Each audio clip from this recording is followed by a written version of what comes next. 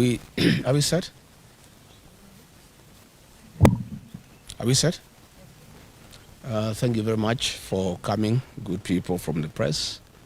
I've called this press briefing after the very violent attack and assassination attempt by government through the Kenya Police Service today in Wetima, Othaya, where we had gone for a church service. And I want to correct that media stations earlier reported that attack by unknown people. It is not unknown. This attack was by the police, and we'll give you the details. Let me give the background to these vicious attacks and assassination attempts to take my life by President William Ruto and his rogue administration. After successfully hounding me out of office through bribery of members of parliament and members of the Senate, the president and his administration has attempted to assassinate me several instances. In November 2024, gangs from the Mungiki sect under police escort attacked me in Lemuru viciously and almost killed me. I was saved by the people from the area. Images of those who attacked me have been all over. Since then, nobody has ever been arrested.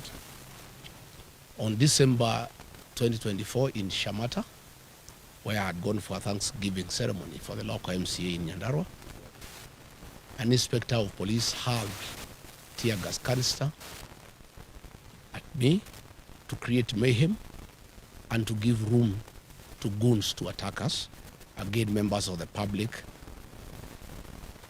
protected us. I reported this incident to the Inspector General of Police, Douglas Kaja, who is my neighbor here. Nothing has ever happened. In April 2025, I got information that William Ruto had instructed the DIG, his tribesman, Mr. Langat, to make sure there is no police presence in Mweki Church, where goons had been organized by Governor Sakaja to come and attack me and kill me within a church. Again, members of the public and my security protected me, and the goons did not achieve what they had come to do. Earlier in February, goons and a police escort attacked Pastor Dorcas, my spouse, in Kabuji grounds when she was preaching, where there was a crusade. Again, today, nothing has ever been done. In July, when I was in the United States, my team of Senators Joe Nyuto and John Medho of Nyandarua, Victor Monyaka, the former member of parliament for Machakos Town, were attacked by police with live bullets. This matter was reported to IPOA. Again, no action has ever been taken. On my arrival from the United States, members of parliament in Nairobi were facilitated by Kipchumba Murkomen, the CS for Interior, had staged a very daring attack on me under police supervision. Police were supervising the attack in a helicopter from the air. And I was not allowed to address people, and I was viciously attacked. Again, no action has ever been taken. In Narok Town, during the by-elections I went there for campaign, police officers, under the command of Betty Maina, the women rep for Muranga, and her two bodyguards, whose details I'll give later, attacked me viciously with live ammunition and tear gas. We reported this matter. Again, nothing has ever been done. Just after the by-elections, I went for a Thanksgiving ceremony in Kariobangi PCA Church. Again, goons descended on us under police escort. And when they were overwhelmed by members of the public and my security, the police assisted them. Police lobbied tear gas canisters inside the church to enable the guns come inside the church. They were repulsed by members of the public, and we escaped without being injured. Women and children were hurt inside that church. Immediately thereafter, William Ruto declared that goons will never be allowed to attack anybody or to go to church, and instructed IG Kaja to make sure that will never happen. It was just mere talk and camouflage, because he's the one behind these attacks, and these attacks have gone on unchecked. Again in Gatundu, last Sunday, goons attacked us Goons were organized by Moses Kuria and the MP for Thika Town, Alice Nganga, the MP for Katodo South, Bwana Kangombe, and under police supervision, attacked us viciously, attacked the church, and police threw tear gas canisters inside the church at Kemoria, injuring women and children. Today in Witima ACK Church, a gang of us 15 police officers, rogue police officers, under the command of 2 bodyguards belonging to that guard Betty Maina, the women rep from Raga, Peter Wainaina Kavuga, telephone number 0723 506 647, and another bodyguard of Betty Maina, John Maina, aka Birash, telephone number 0712 791 609, and another goon from Muranga, Abros Manyeki Njeri, telephone number 0710 788 577, converged at the Kamunyaka home of Eric Wamumbi, the Member of Parliament for Mandera, in the morning for breakfast and briefing. They later moved to Witima with the AK-47 rifles and tear gas canisters and descended on the church. They injured women and children and hurt many people. The police touched one of my vehicles, KDK 002, a Toyota Land Cruiser. They deflated tires of all the people who were in church and caused untold damage to vehicles. They beat people outside the church mercilessly. The goons that came, they were in a Nissan Matatu, KDR 467N from Namu Shato. XN 467 X from Namu Shato. These are the people who attacked the church, and they had AK-47, and we have corrected some cartridges. 7.62 millimeter, they are here from AK-47, and they had come to kill, and they were baying for our blood. And people have been left in anguish, wondering why their own government can turn against the Church of Christ and turn against leaders. I've heard Mukomen saying that they are going to investigate. How can Mukomen investigate himself? How do police investigate themselves? These people came with a police vehicle, GK vehicle, GKB 765X, and another one from Marawa police station that ferried goons and police officers from Muraga. After the attack, the goons have retreated to Amombi's home in Kamunyaka, where they are now, together with the police, where they are having lunch and drinks. So Mukomen cannot tell the people of Kenya that they are going to investigate anything. The police cannot investigate themselves. These police officers are known. These officers attached to Betty Maina are the ones that attacked us in Kagio, they attacked us in Narok, they attacked Senator Nyoto in Muranga, and they have attacked us today. The vehicles number are here, Kipchumba Mukomen. These police officers' images are circulating on social media. So what are you telling us you have asked the IG to investigate? You cannot investigate yourself. This is a government attack, well known to Kipchumba Mukomen. Stop pretending that you are shocked that a church can be attacked. That is pretension. I want to thank the church members of Witima ACK Church for going down on their knees and praying that we are not killed. And God heard their prayers. Although bullets were raining like heavy rain, none of us was injured. Women, of course, and children have fainted because of tear gas, but we want to thank the church. And I want to tell our people to continue praying. God is in control. God is in control, and all these things will come to pass. I want to ask Mukomen, for 40 minutes, police attacked the church. Where were the local police officers from Othaya police station? 100 meters away. Which is 200 meters away from where we were. How can an attack on a church take place with live bullets and tear gas for 40 minutes? And then the CS Interior is saying he's going to investigate. There's nothing to investigate because this attack was organized by government, by the police, and by the 2 members of parliament, Eric Wamumbi and his wife, and they are now with the police officers celebrating in Kamunyaka, here in Mandera. the area member of parliament, and of course the area member of parliament for Othaya, Mheshimiwa Wainaina. I wonder why, Mheshimiwa Wainaina, you would send people to attack the people who elected you. The people of Karema gave you their votes. Why would you send police to attack them in church? Let me wind up by saying the following. We are indeed not surprised that William Ruto has turned against the Church of Christ, and he has turned against women and children. This is part of his political DNA. It is in public knowledge that William Ruto organized an attack on women and children in Kiambaa Church in 2008, the first 2 days. On 2nd January 2008, children and women were burnt alive in church. It is William Ruto who organized that attack. And when he came and became our friend, we forgave him and we thought that he had changed his bad ways. But as soon as he became president, he went back to his old habits. He has a serious problem with the Church of Christ. He has a bone to pick with women and children. He attacked women and children in Mweki, PCA.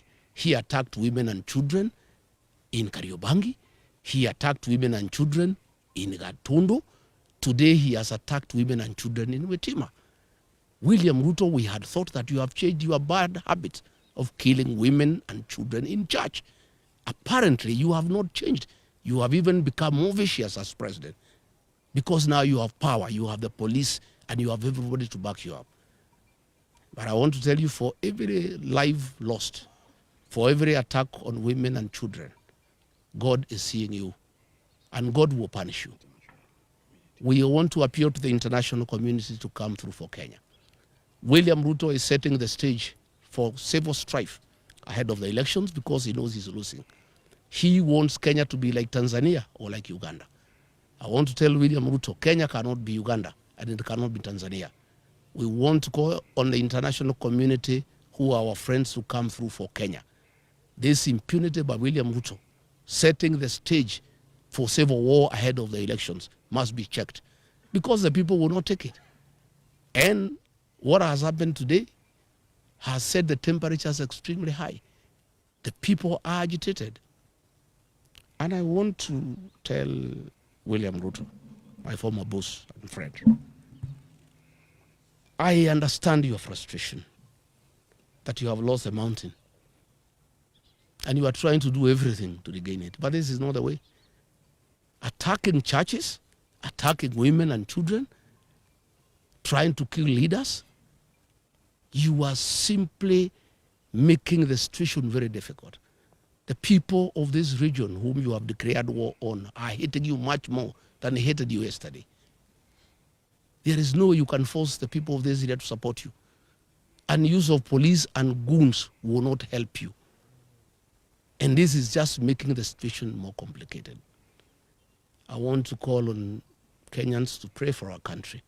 Our president has gone rogue. He has panicked because of the impending loss of power in the next general election. And he has become extremely dangerous. Nobody is safe anymore. If he can attack the church that prayed him into power, I think he has gone rogue. And this is totally unacceptable. I've seen a lot of nonsense by government bloggers trying to say that we can stage manage our own attack. Where can we get access to Teargas? Is it sold in a supermarket or in Gikomba? Where do we get access to AK-47 assault rifles? Where do we get access to government land cruisers? Where do we get access to police uniform? We can't. And Kenyans are not foolish. I know that is the narrative they have been trying to do to bring so that they can arrest my supporters and my security and try to blame them. But today's happening is recorded. The vehicles are there. The policemen are there. The ones in uniform, the ones in civilian. It's all recorded, the tear gas canisters, the cartridges. Please, Kipchumba Murkomen, don't play around with the minds of Kenyans. Just make a decision. If you want to make this country ungovernable, well and good. If you have decided to use the police to kill, go ahead. And I want to invite the members of the National Security Council outside William Ruto, Kithure Kindiki, and Kipchumba Murkomen. Those three have stopped thinking, and they really don't care about the security of this country. I want to ask the Chief of Defense Forces, the IG, the Director General of NIS, to sit down President William Ruto and tell him that if Rigathi Gachagua is assassinated or injured, there will be turmoil in this country, and there will be instability in this country. And what he's doing is wrong. And somebody must talk some sense into the president. And there is no way he can be president by force. He was elected into office as a very popular president. He has goofed by doing all the wrong things and antagonized the people of Kenya.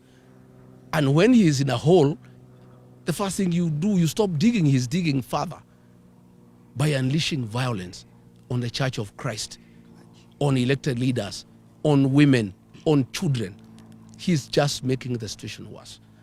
I'm told they are very bitter that I talk to the people of northeastern Kenya and enlighten them that their suffering have nothing to do with the marginalization, but misuse of public funds and lack of accountability by their own leaders.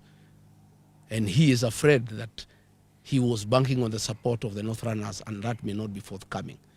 I am told they were very bitter about the 2 mega rallies I did in Kagumo, in Kirinyaga, and Karatina, and they wanted to make sure that I don't do meetings in Othaya and Kenny. I want to say that I am undeterred, I'm on board, I'm not intimidated. We shall continue with the journey to liberate this country. We shall continue. And I want to ask our supporters to be steadfast. Our young people to continue protecting our meetings against goons.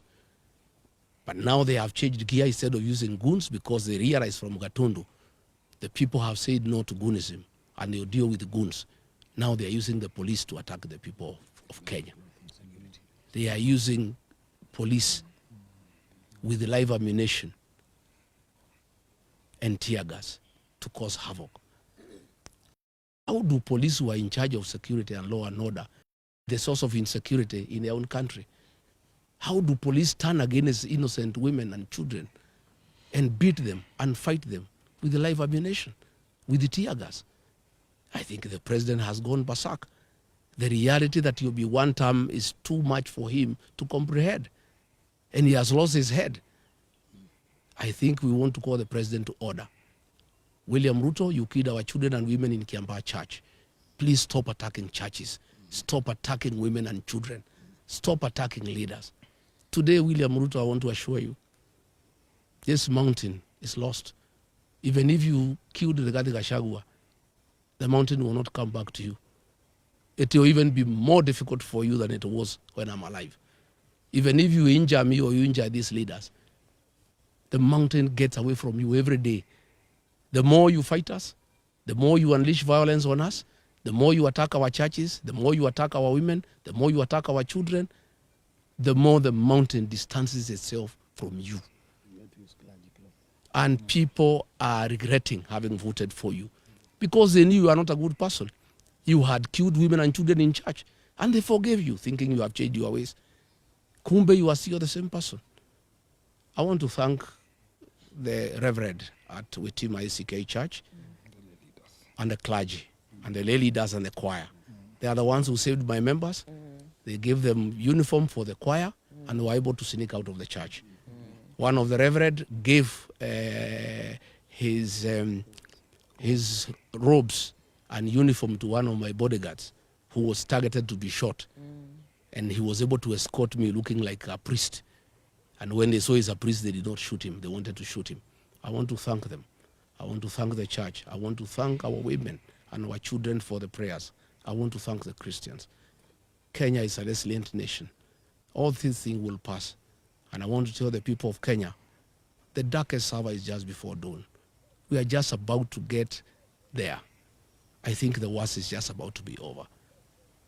And I can't understand how William Ruto has turned against the 2 blocks of Kenyans that voted him into power. The Church of Christ prayed him into power. He has turned against the church. The Mount Kenya region that gave him almost 4 million votes, he has declared war on the mountain. I don't understand him anymore. I don't know why he has turned against the church. and the people of the mountain. I want to address the people of the mountain. Please don't be intimidated. You have a right to elect whoever you want, and you have done nothing wrong by saying you are not going to elect William Ruto. Don't be intimidated. Be courageous. Be strong. We'll win this journey.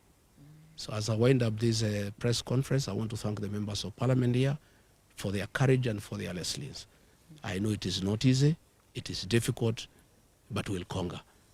No retreat, no surrender. Thank you. Thank you. Good.